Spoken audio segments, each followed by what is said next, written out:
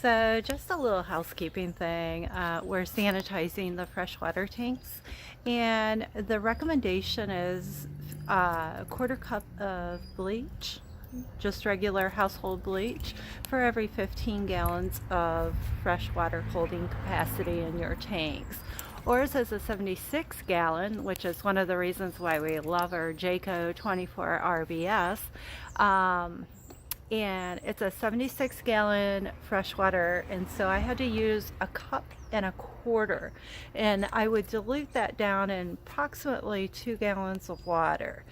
Now what I did first is I put a little bit of water into my freshwater holding tanks so that I could flush out the system after the long winter. Once all the pink juice is gone out of the pipes, then I would get my bleach solution and I will pour it into my garden hose, or RV hose, my white hose, for my potable water.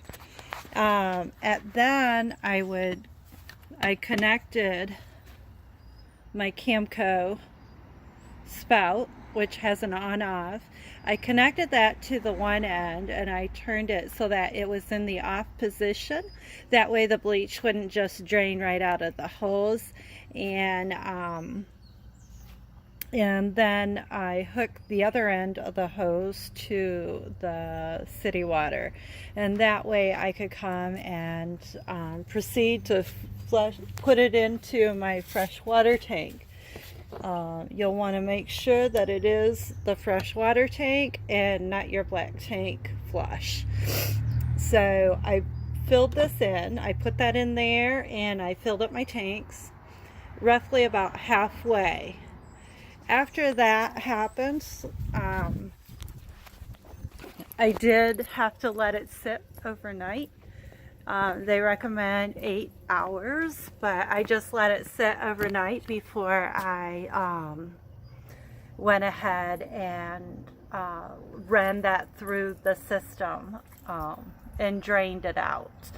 After you drain out your bleach solution out of your freshwater tank the next day, then you will fill it with just potable water, and at that point in time you will then flush that through until you no longer smell a bleach coming out of your taps. It's important to note that when you flush out the system, you want to, and you have pink juice or the antifreeze in your system, you want to make sure that you do not run any antifreeze through your hot water tank. After you, in between the flushing of the antifreeze and putting in of the bleach solution, you will want to make sure that you switch your bypass, so that then I did fill the hot water tank with the bleach solution.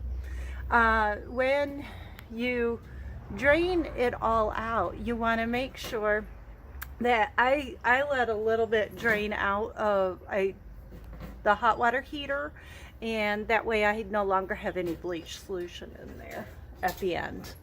I did want to show you real quick before I go inside for the night, because it is supposed to snow again here in Michigan. It's incredible. 60 degrees one day, snow the next.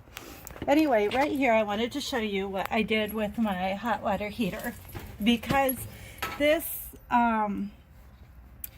fitting right here is such a booger to get that little cheap plastic plug in and out of between here and here.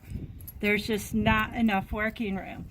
So I went down to the local Ace hardware store and I got a little brass fitting, and it's 1/2 inch to 1/2 inch, which will fit one of these bathroom drain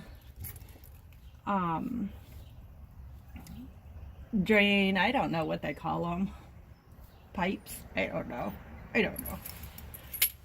But anyway, this makes it so that I can now drain my hot water heater with an on-off valve, which is kind of cool.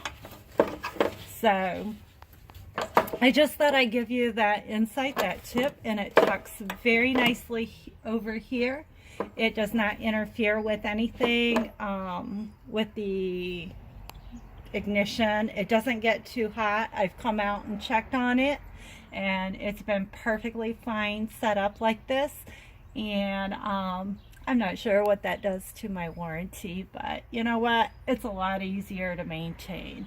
So anyway, I kind of got the bleach solution out of my hot water heater, and now I've refreshed my whole system with fresh potable water, and I am good to go. Again, make sure that the dilution ratio is 1/4 cup of bleach to 15 gallons of your holding tank. So you have to do the math, but make sure you do dilute it down.